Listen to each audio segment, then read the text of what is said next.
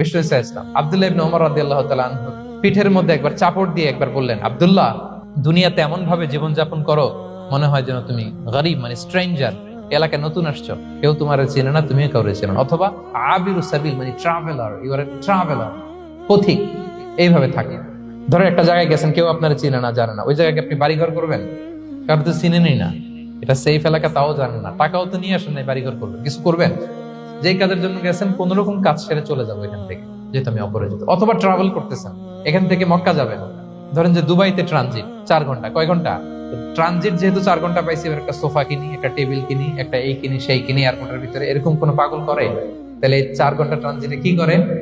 এই চা খাইতে খাইতে, মসজিদের ভিতরে 2 রাকাত নামাজ পড়তে পড়তে, ওয়েটিং এরিয়াতে বসে পত্রিকা পড়তে পড়তে কোন রকম কাটায় দেওয়া, কি বলেন?